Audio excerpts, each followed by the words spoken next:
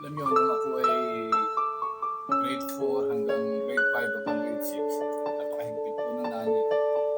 Hindi ho kami naglalabas ng bahay, pahiga-higa lang ho kami. Ang bahay ho namin ho, kahit barong-barong, ay naka floor wax ha. Inabot yung mga floor wax ng araw. Ha?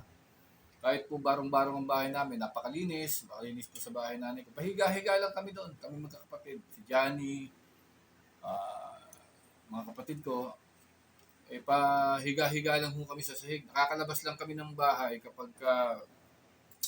inutusan kami. Yung kami nautusan kami na may bibili sa tindahan, mayroong asikasuhin, magigib ng tubig sa poso, magpapadeliver ng nawasa. Yun, din lang ho kami nakakalabas. Sa bahay, typically, nasa bahay lang po kami. Hindi ho kami pinapayagan ng nanay ko na lumabas ng bahay at magala. Una, tulay nga ho yung paligid ng aming komunidad, puro tulay ho yun. So, pag nakahiga ako sa sahig, sabi ko sa nanay ko, Nay, paglaki ko, pasisimento ko tong buong looban. Pagagandahin ko to. Ano, sasabihin ng nanay ko, Jojo, gutom lang yan, kumain ka na. Kainin mo yung kanin lamig dyan, magano ka ng bukayo. Ganun naman ng araw eh, bukayo lang yung katapat ng kanin lamig eh. Kaya nanay ko nung araw, nag-iipon niya ng magsarap mag-adobo nanay ko eh. Maraming sabaw.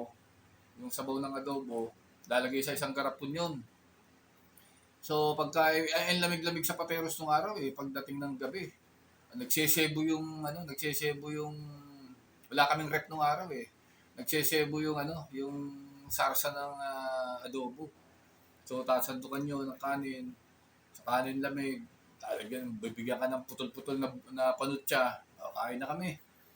Sabi ko lagi sa nanay ko, Nanay, paglaki ko, tandaan nyo ninyo, pasisimento ko itong buong looban. Tatanggalin ko yung tulay na yan. Sorang-sora na ako dyan eh. Sino ho ba makakapagsabi na after 15 years, after 15 years, kung nung araw ang edad ko siguro mga 8-9 na taon, after 15 years, ako pala yung unti-unting makakapag-ayos at makakapagbago ng itsura ng lugar namin. Yun hong 1138 interior, kalaunan ay naging Ali9, at ngayon ho ay katapat HOA. Sino magsasabi? Kaya ang mga pangarap po ng bata, ang salita ng mga bata, hindi ho natin dapat yan na sinasansala o sinasaway, yung mga pangarap, yung mga ambisyon, hindi ho. O kita nyo, simpleng pangarap ko lang nung araw, na paglaki ko, ako magpapasimento ng looban, iayos ko looban, maging isang pamayan ng kaaya-ayang pagtirhan, mga bata hindi maglalakad sa tulay. Isipin ho ninyo, 15 years ago, ito na ho yung lugar namin.